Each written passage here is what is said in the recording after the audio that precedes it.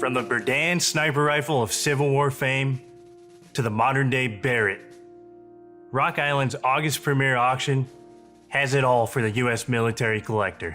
In front of me, I have some of the most significant items in this sale. Let alone, there is so much more in this sale, but this is just a small selection that I thought was worth sharing with all of you. I enjoy these rifles. I get to put my hands on these and then they're gone. But this is a great opportunity to at least see these. And if you want to bid on these, you are more than welcome to. The gun at the front of the table is considered the genesis of U.S. military sniper rifles as we know it. This is a Krag Jorgensen sniper rifle with a Cataract Tool and Optical Company telescopic sight, or scope as some of you know it. This was tested by the U.S. military between 1900 to 1901. There were only 7 of these ever made. And this is the only one I know of that will ever be offered for public sale. The other one known is in Springfield Armory Museum's collection. This Krag Jorgensen sniper rifle has the distinction of being the first U.S. military sniper rifle before the term sniper was even in vogue. So that being the genesis of U.S. military sniper rifles. Now, I know some of you are thinking there was stuff going back to the Civil War, such as the Berdan sharpshooter rifles. Those didn't have scopes though. There was some bench rest target rifles that were used in special little scenarios in the Civil War that actually had optical sights on them. But this is the first time the U.S. military seriously looked at an optical sight, and this is closer to what we know of in the modern form with that Krag Jorgensen at the front of the table. So that is a incredibly special piece. The fact that there were only 7 made, most didn't survive of those 7 because they had issues where they were breaking optics.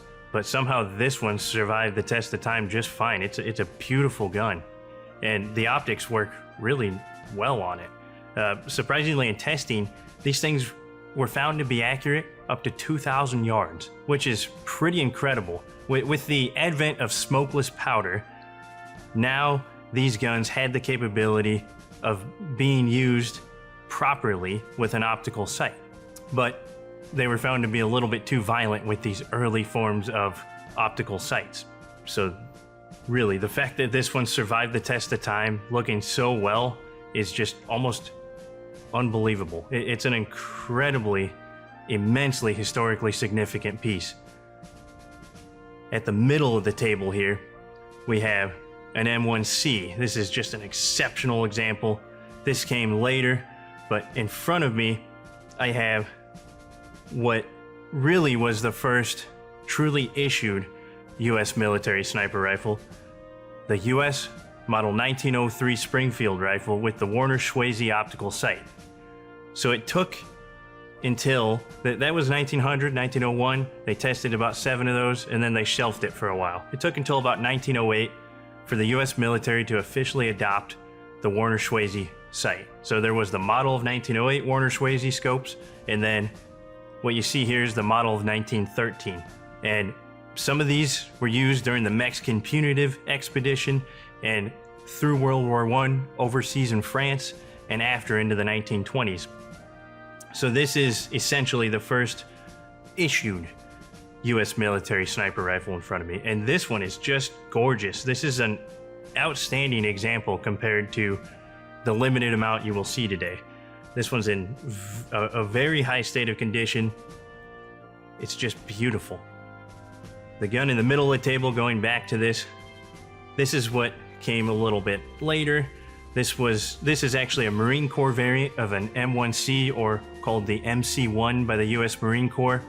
This one's fitted with a Cole Morgan scope. It's an M1 Garand. You see the scope is offset to the side to allow clip feed loading. But these U.S. Marine Corps M1Cs or MC-1s do not show up very often, let alone in this condition. Once again, these are 3 of just the most gorgeous, high-condition sniper rifles of their kind. These are going to be for sale in August, and if you want to build a good sniper rifle collection, not just a good one, a great one, these are 3 examples that you need.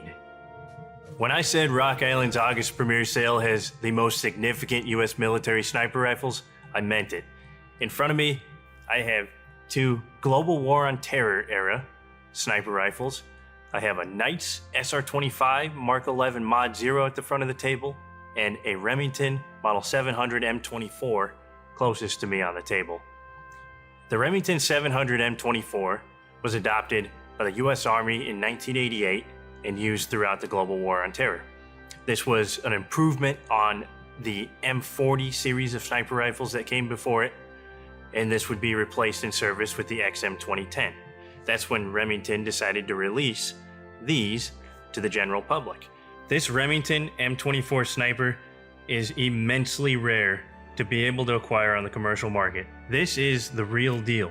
This rifle has documentation indicating it was one of 16 leased to the US Army for 12 months in 2006 to train new personnel while awaiting MTOE authorized items through normal supply channels.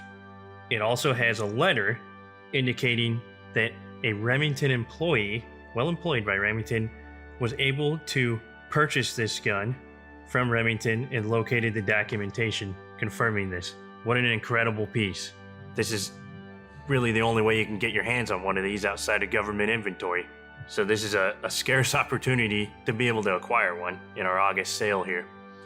On the front of the table, I have another one that is really only seen on the commercial market in very limited numbers. This is a Knights SR25 Mark 11 Mod 0 variant. They released, it's believed, 100 or less of these to the general public. They came with deployment cases, just like what they would have been sent overseas with. These were adopted in 2000 and used by the US Navy, the Marine Corps, and Special Forces in all kinds of scenarios. The SR25 is significant because Knights Armament, Reed Knight, and Eugene Stoner came together and brought back this, which was based on the AR-10. The AR-10 was the bigger version of what became the AR-15 as we know it.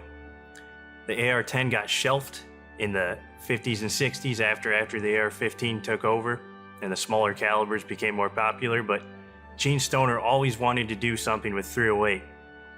He liked the bigger caliber. So they made this, the SR25, the Stoner 25, which is 10 plus 15, 25. And this was made to be a designated semi-automatic sniper system using the bigger caliber.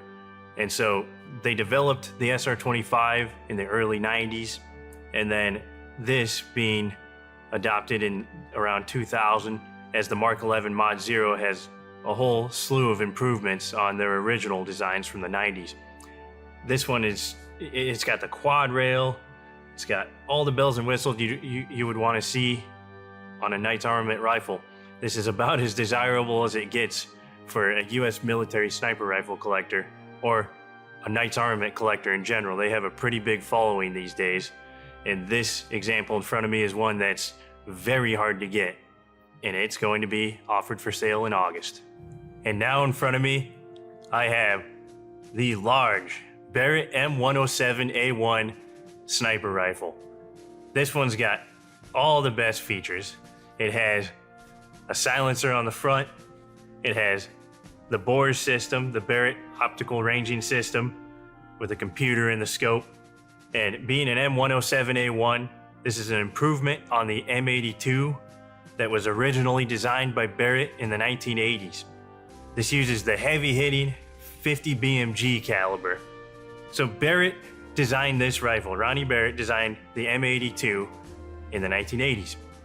The US military adopted it. They started purchasing a limited amount of them around 1990 and used them in the Gulf War, where they were found to be very effective against not only small targets, but vehicles and light armor. The 50 BMG round, as many of you know, has more than enough stopping power to do the job. And this is the gun that will make all your buddies envy you at the range. So the M107A1 is about 4 pounds lighter, without all these attachments, than the M82 at its core. It now has some lighter weight materials, and the Barrett design is just wonderful. It has a recoiling barrel that takes care of some of the massive kickback from the 50 BMG round, and this one has the muzzle brake, and now being an M107A1, they're suppressor or silencer friendly, with this one having the Barrett attachment on there. So as a gun with all the complete accessories one would want, this is a desirable piece. This is a commercial variant, but it fills the hole as what the US military is basically using today with the M107A1. So this video was about US military sniper rifles, but I just could not resist showing off this Dragunov SVD in the auction. This is a 1987 dated Soviet Dragunov SVD. These do not turn up for sale often. Oh, what a beautiful piece. I'm just gushing over this thing. These are the forbidden fruit. This is the bad guy gun. This is a real, genuine military type Dragunov SVD, and this one will also be for sale in our August premiere auction.